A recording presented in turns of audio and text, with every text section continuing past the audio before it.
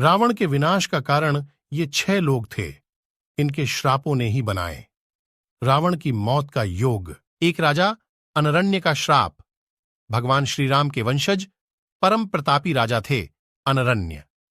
एक बार लंकापित रावण जब विश्व विजेता बनने के लिए निकला तो राजा अनरण्य और रावण के बीच घोर युद्ध हुआ, जिसमें राजा अनरण्य की मृत्यु हो गई।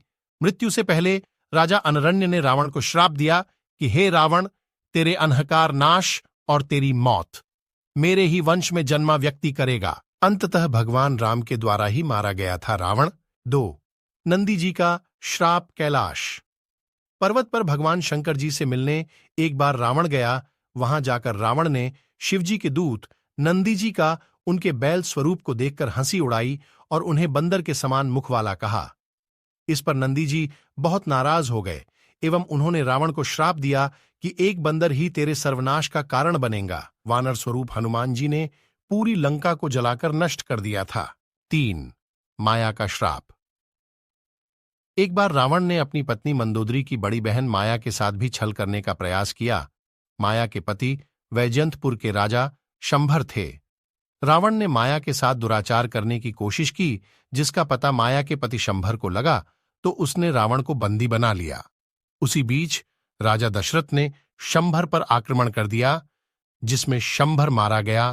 पति शंभर की मृत्यु आहत माया सती होने लगी तो रावण ने उसे अपने साथ लंका चलने को कहा, लेकिन माया ने रावण को श्राप देते हुए कहा कि तूने अपनी काम वासना के लिए मेरा सतीत्व भंग करने का प्रयास किया, जिसकी वजह से मेरे पति की मौत को हो गई।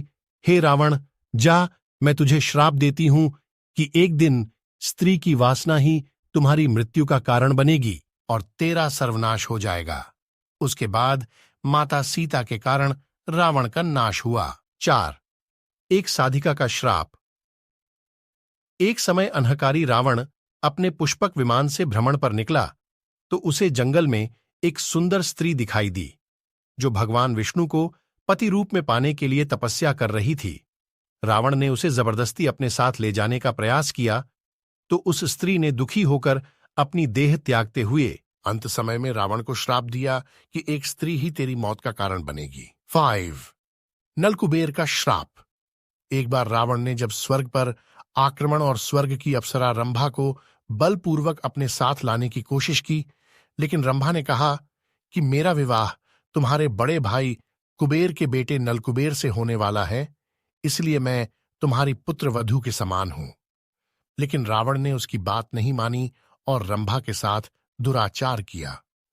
जब नलकुबेर को इसका पता चला तो उसने रावण को श्राप दिया कि आज के बाद अगर रावण किसी भी स्त्री को उसकी इच्छा के विरुद्ध स्पर्श भी करेगा तो उसी समय रावण का मस्तक 100 टुकड़ों में बंट जाएंगे। रावण द्वारा रंभा के शील हरण का समाचार जब कुबेर देव के पुत्र नलकुबेर का प्राप्त हुआ तो वह रावण पर अति क्रोधित हुआ। क्रोधवश नलकुबेर ने रावण को श्राप दे दिया कि आज के बाद यदि रावण ने किसी भी स्त्री को बिना उसकी स्वीकृति के बिना अपने महल में रखा या उसके साथ दुराचार किया तो वह उसी क्षण भस्म हो जाएगा। इसी श्राप के डर से रावण ने सीता को राजमहल में न रखते हुए राजमहल से दूर अशोक वाटिका में रखा। 6. शूर्पणखा का श्राप। लंकापति रावण की बहन शूर्पणखा का विवाह विद्युत जिह्व से हुआ, जो राजा कालकेय का सेनापति था। रावण जब विश्व को जीतने के लिए निकला तो उसका कालकेय से उसका युद्ध हुआ।